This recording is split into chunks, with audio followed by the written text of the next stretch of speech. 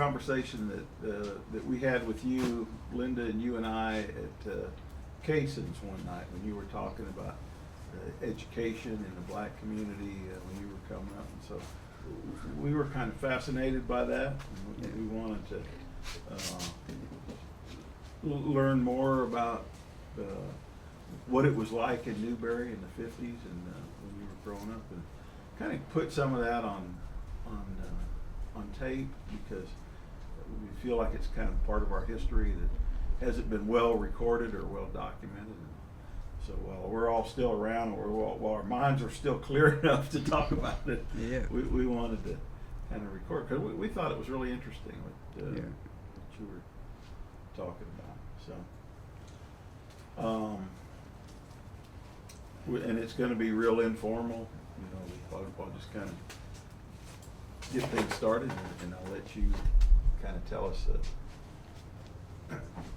tell us about your life coming up in Newberry. Okay. Have you lived in Newberry all your life? Just about it. I was born here, and my family moved away to St. Petersburg when I was a baby, and I came back here when I was 9 years old. Okay. And So you were born here in I was Newberry? born here, Yeah. Were you born at home? right at the same big two-story building used to be right there where Tony Lock and live at now. Yeah. Used to be a two-story building. I was born right there in that house. Is that right? And now, is that the two-story? Is that the boarding house? What became the boarding house? That two-story building, or? No, it was on the corner. Oh, okay. Down from Cason's Barbecue Pit, that next corner. Yeah. It used to be a two-story building there. Yeah. Me and my older sister both was born right there in that house. And that's where you lived, in that house? Or Yes. Yeah. So you were born there, and you lived until? We lived in St. Petersburg till I was 9. Okay. And then shortly after that, you moved to We St. moved back home, and I've been there ever since. So you moved back to Newberry when you were 9. You moved back in that same house? Right. Yeah. So what was it like in Newberry when you came back here? That would have been in the 40s? 52 or 53 when I moved. I was 9. I was born in 43. That had to be in 52. No, it had to be in 53 when we moved back here, because we moved back after Christmas. So it had to be in 53. Yeah. And how big was Newberry at that time compared to today? It's practically about the same size, only it's more houses now. They done built a whole lot of houses here now. Yeah. So it was pretty. What was that 252 Street? That community? It was a dirt road. It was a dirt road. Yeah. And what did you have businesses? Yes, down my there? grandmother, we had 3 businesses. My grandmother had one on 252 Street, right across from the big two-story building we was born. Then we had one out where I live at now. It was called Gibbs Graymoss Inn was the name of it. The property what's where I live at now, across from the East Side Park out there, we had one out there. And we had one right where Tony Locken got his a fenced-in thing right there. We had one right there. What that's kind in of business was that? It was a barbecue business. My grandmama Barbecue. started that barbecue business, that Cason's barbecue run. Yeah. My great grandmother started that business. Really? Yes. So your great grandmother started it. Right. And then she moved it on to her daughter, which was Freddie Cason's fiance.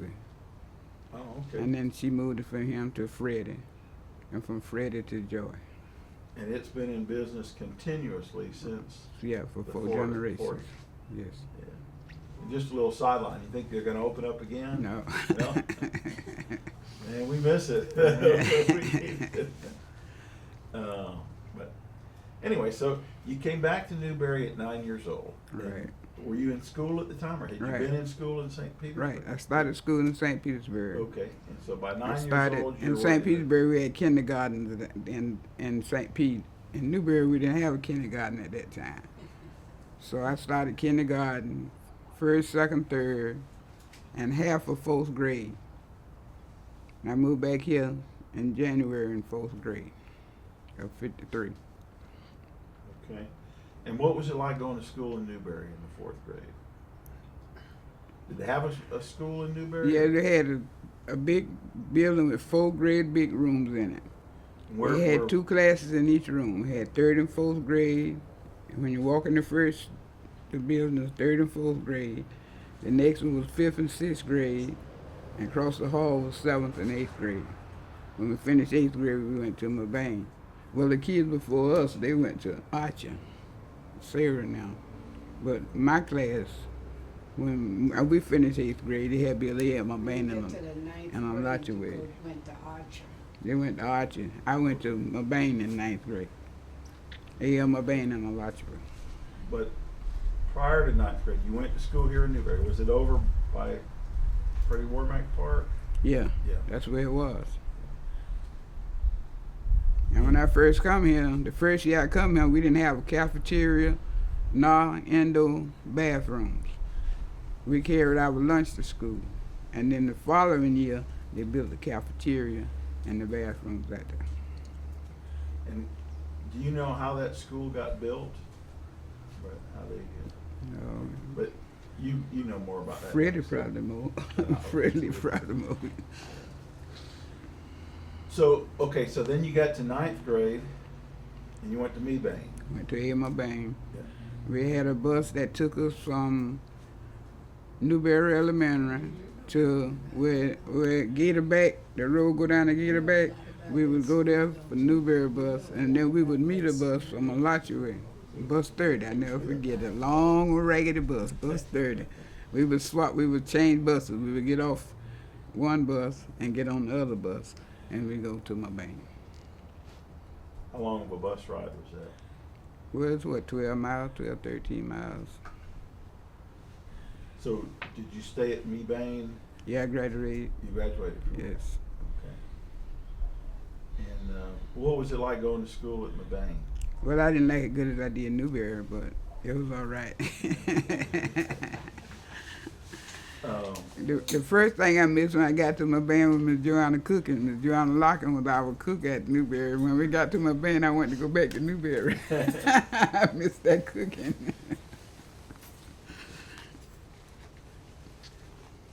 But now at Mebane they had a cafeteria. And, Yeah. But at Newberry you had to bring your own lunch. The first year I was there. Oh, okay. 53. The next following year they had built us a cafeteria and those same 2 bathrooms you see out there now. They built that and the cafeteria. And is that cafeteria still there today? Yes, it's still there today. That's the building they call the Freddie Warmack. Womack's, right? In that building, was that just a cafeteria? Well, we'd have like plays like we usually kind of like an auditorium too, like Christmas plays and stuff like that, school closing plays, things like that. Do you feel like you got a good education there? Yeah, we did good. I think we did good. Right. So then, what did you do after school, after high school? At the high school, my father lived in Daytona, and I moved to Daytona with my father, with my intentions of going to Bethune-Cookman, but I got there and they got me a job and bought me a car, and I forgot about the school. So I never did go to college. Okay. And then when did you come back to Newberry again? And when I came back, when Granddaddy died in what, 63? Yeah, I came back in 63. I stayed down there a couple of years. I left here in 61, stayed in Daytona 2 years, and I came back to Newberry. And from Newberry, I got a job working in Gainesville, so I stayed in Gainesville with a friend for about 8 years until my aunt died in 73. That's who lived out there where I live at now. And she died in 73. She was raising my son, so I had to move back home with my son after she died, so I've been here ever since. And what have you done for work here in Newberry? Nothing but that little work I did to Cason's. Well, I worked for the Game of Sun for 10 years. Oh, okay. So I was delivering newspapers, and truck run into the back of me and wrecked my car, messed my left shoulder up, and that's the shoulder I have to throw newspapers with. So I couldn't work no more. So when you came back to Newberry in 73, had it changed a lot? Were things different? No. Was it still smaller than it was before? About the same. Yeah. Only that more houses was being built back then. Yeah. They built a whole lot of houses here since then. But let's go back to when you returned in '63. What kind of things were available in Newberry for like entertainment? What did you do to? Well, there was a lot of businesses in Newberry at that time. In fact, it was about 8, I imagine. We had 3. My parents had 3. Like I say, we had the one out there, the one on 252, and the one by the shop up there. Were they all restaurants? Or? Yeah, restaurants. Yeah. What I guess the old people used to call them juke joints. It Juke was joints. cafes. Okay. Yeah, most of them sold food and had piccolo in it and, you know, stuff like that. Yeah. And the one where we had out there, it was a big one. We had a dance hall out there. We'd have live bands out there. The other ones just had just the regular jukeboxes. And that was the one across from East From Park? the, yeah. Yeah. We had a barbecue pit out there too. Oh, okay.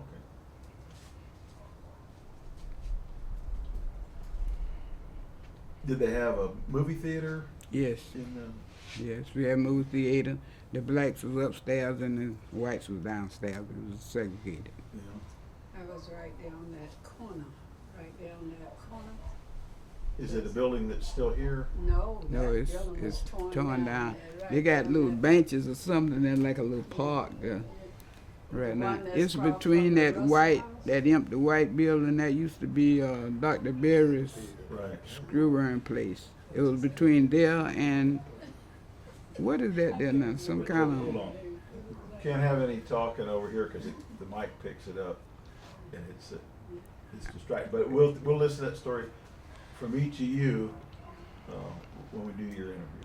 yeah. It's a 2-story building there now. I don't know what's in there now, like a second-hand place or something. I don't know what's in there now. But the theater was in between. You know, that empty spot in between that white building and that 2-story Yeah. building.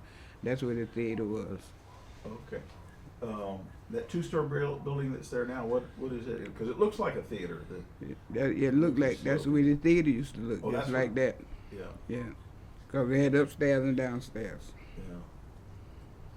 Like I said, we was upstairs, Yeah. and the white people was downstairs. Was it silent movies or? No, regular movies. Regular movies. Yeah. What other kinds of entertainment did they have? Well, back then they had baseball teams. The young people don't have no more. Newberry always had baseball teams, softball teams. Adult Adults, yeah. softball, baseball? Yeah. Was that pretty popular? Did a lot of people Yeah. get involved? Yeah, it was pretty People come popular. out watching? Yeah, I even played a little bit for a little while. Did you? Not long. Yeah. So kind of the whole community get involved? Or Right. did they have like black leagues and white leagues, or did everybody? No, the whites and blacks didn't mix at all back during them days. But you had fields, baseball fields? Yeah, we had a field over where the project at now. Used to be city dump back there at one time too. That's where the baseball diamond was out there. Yeah. Then later on, way down the line, they played a few games out here at Freddie Womack's Park. Played a few softball games out there later after they closed that down out there.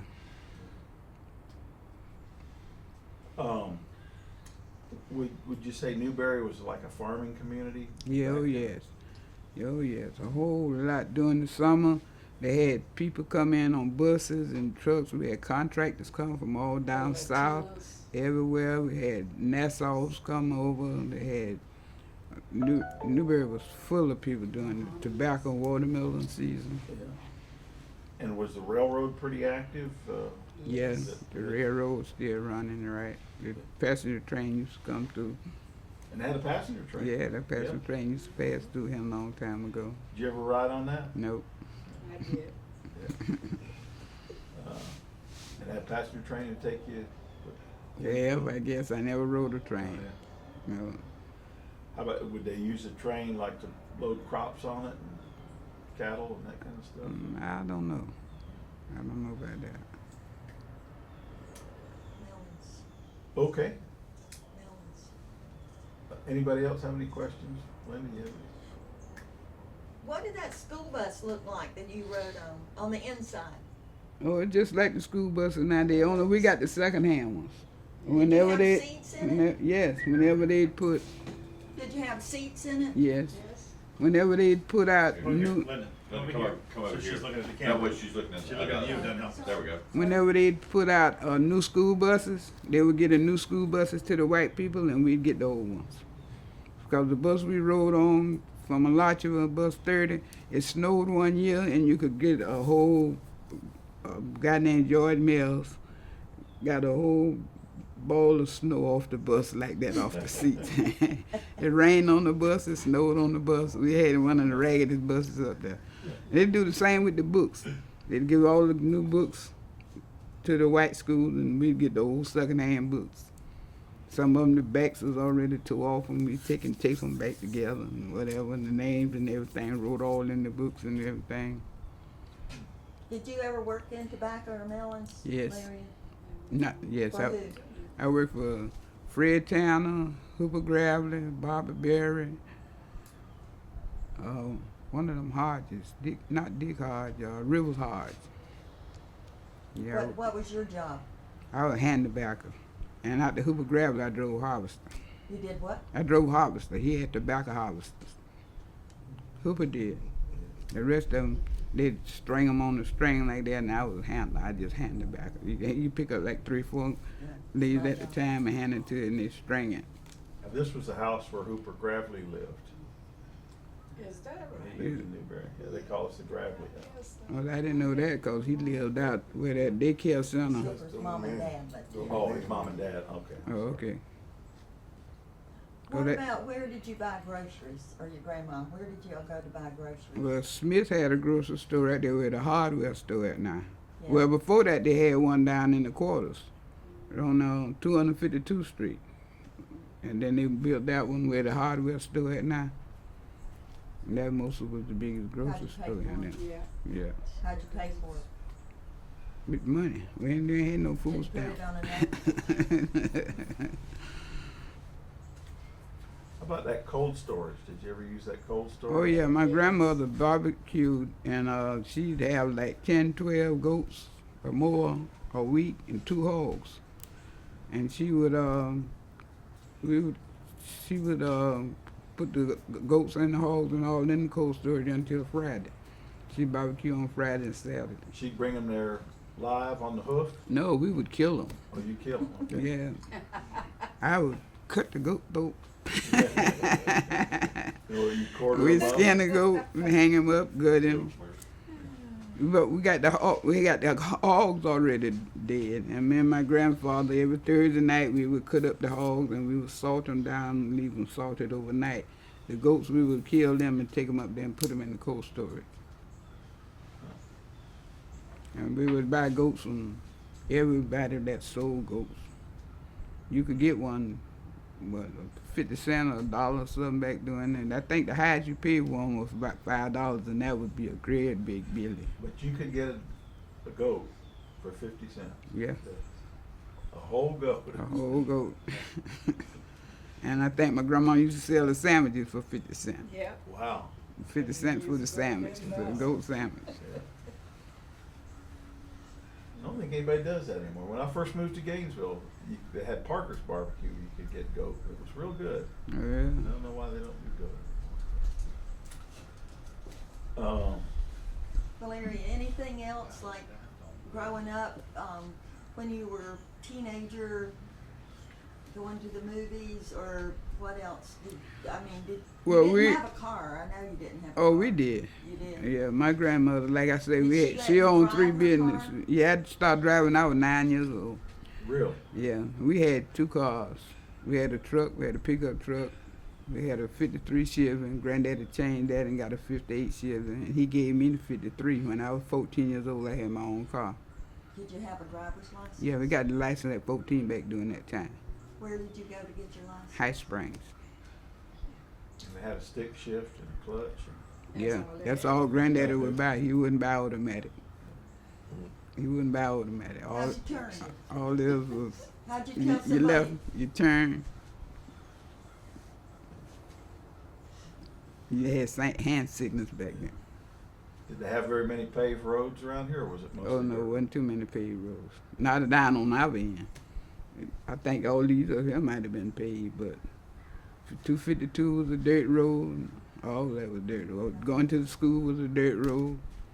Out to the park we're at now, all that was dirt road. And in fact, it's a house caught on fire. Buster Leonard house caught on fire, and the fire truck got to the railroad track right there on 252 Street, and the fire truck couldn't go over the thing, and the house burned down. It was a stone house Oh, my goodness. because the fire truck couldn't pull that heel like we went across Oh. there. Did you break down a lot, get out far away? And Yeah, well, back get then, stuck? Or- cars, everybody could mostly work on their own cars back then. Everything was like right up to the top. Like the 53 Chevrolet my granddaddy gave me, I could put my own starter on there. I could put my own battery in, my own, I could do a lot of work on the car my own self. The water, the heater hose and all that, everything was up top. Now they got everything up under the bottom where you got to carry it to the mechanic. You can't get to it no more. Did you carry your tools around in the trunk? and Kept 'em if in the it trunk. Broke down, you fix Yep, it yourself. fix That's it amazing. yourself. Linda, you got anything else? No, I don't think so. You never had to turn watermelons or plant tomatoes or pull, did you have I to pull picked- out of the bed? Did you have to pull plants out of the tobacco Yeah, beds? I did that. That was a hard job. You'd be so sore that first day. You'd be sitting on these bowls across the bed, and you'd be pulling plants, and you'd be so sore when you get in that evening.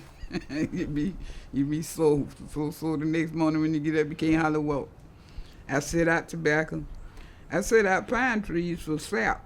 On the Lachaway Road out there, those pine trees on the right-hand side, me and Gloria Jean Darling, we set out all those pine trees out there. I used to ride the set of Fraser Smith. So Used to you're set out riding, tobacco. on a tractor? On a setter. You had the setter be behind the tractor. Okay. The guy be pulling the tractor, we be riding on the setter. And you, as you come by, you drop a plant in each one. That's the way we plant them. Did it have holes already dug for you, or? No, the thing will be cutting the road wide, be Oh, going okay. down. And as we drop the plant in it, the two wheels will come and cover it. Oh, okay.